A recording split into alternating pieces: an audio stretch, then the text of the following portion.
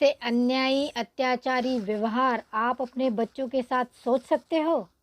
5 minute के लिए सोच के देखिए। सोचो भाई, विकार से मुक्ति पानी है तो सोच के देखिए। डर लग रहा है, देखने में डर लगता है ना?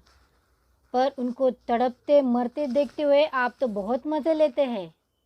आज तक मनुष्यों ने अपने बुद्धि का इस्तेमाल सिर्फ और सिर्फ अपने मतलब के लिए, स्वार्थ के लिए, अन्याय अत्याचार करने के लिए ही किया है। आप खुद को बहुत स्मार्ट समझते हैं क्योंकि आप बुद्धिजीवी प्राणी हो और आप मनुष्य हो। ये हमारे लिए बहुत बड़ी उपलब्धि है कि हम मनुष्य हैं और हमें सभी प्राणी जीवों में सर्वश्रेष्ठ माना गया है। इसका मतलब ये नहीं कि हम कुछ भी करें। कुछ भी करेंगे क्या? अपने अच्छे बुद्धि का इस्तेमाल अच्छे कर्मों में करिए। जब आप अपने गलत विकार छुपाने के लिए या दूसरों को गलत करने के लिए बहुत कोशिशें करते हैं कि दूसरों को गिराने के लिए, दूसरों को गालियाँ देने के लिए, दूसरों की गलतियाँ निकालने के लिए, अपना सिक्का जमाने के लिए, अपना हक जमाने के लिए, दूसरों की ज़मीनें हड़प करने के लिए, दूसरों का हक छीनने के लिए हमने बहुत बुद्धि का इस्तेमाल कर लिया, बहुत पाप कर लिए। अब बस करो, ख़त्म करो ये सब, क्योंकि यही सब हम पे उलटने वाला है। ख़त्म ही करना है, इसके लिए कोई दूसरा रास्ता नहीं है।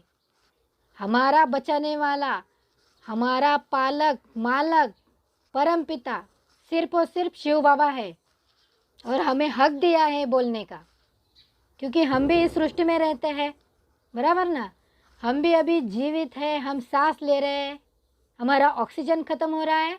प्राणी मात्रा हमारे आत्मा भाई हैं, वो भी हमारी तरह जीना चाहते हैं और उनकी रक्षा करना हमारा अधिकार है ना?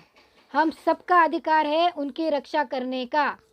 ये रास्ते, ये सारी सृष्टि, ये पेड़ पौधे, ये ज़मीन, ये सब प्राणी मात्रा की है। फिर बाद में हम उनके उपकार के तले यहाँ पे जीवित है। और ये सब साइंस की बातें कर रहे हैं ना, ये सब साइंटिस्ट। मांसाहार छोड़ दो, ये टेस्टिंग वगैरह छोड़ दो, सब नाश होने वाला है। आपका साइंस क्या काम का, जो प्राणी मात्रा पे अत्याचार करने पड़ रहे हैं, बेजुबा पे, लाचारों पे अत्याचार करते हैं, ये कौन सा पुरुषार्थ है? साइंस का इस्तेमाल प्राणी को बचाने के लिए करिए ना। उनके लिए नई सृष्टि बनाइए आप। है आपकी बुद्धि में ताकत, है आपकी बुद्धि में इतनी? लाचारों पे अत्याचार करने में ताकत है, बुद्धि है। उनके लिए नई सृष्टि बनाने के लिए, उनके लिए ऑक्सीजन बना सकते हैं आप? नहीं बना सकते, क्योंकि साइंस भी शिव बाबा की ही देन है, आपकी नहीं, आप मनुष्य की नहीं। आप सिर्फ उस पर जी रहे हैं और रिसर्च कर रहे हैं और अपने आप को बुद्धिमान कह रहे हैं।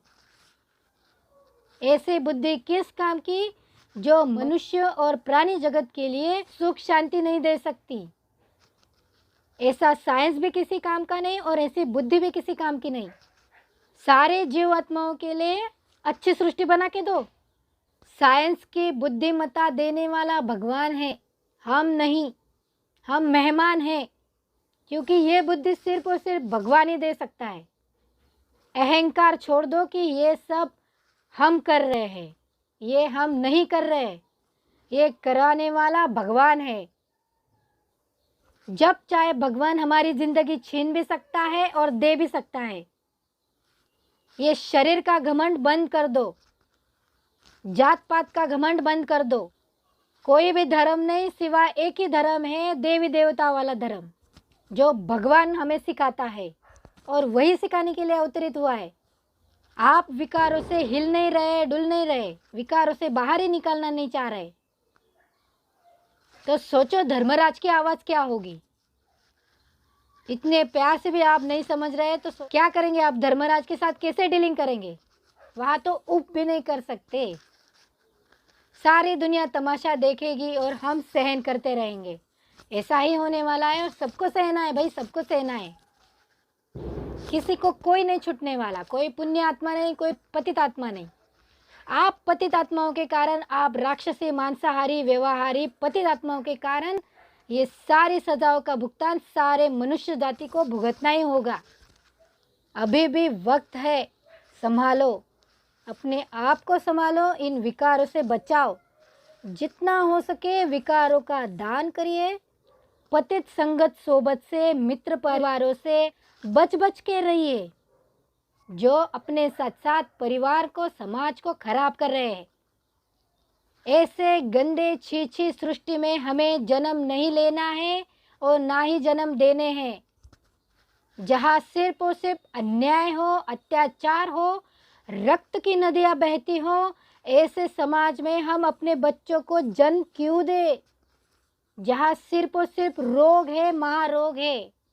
सोचने की बात है, कॉमन सेंस की बात है। जागो, अपनी सत्सद विवेक बुद्धि को और आत्मा को हिला हिला के जगाओ।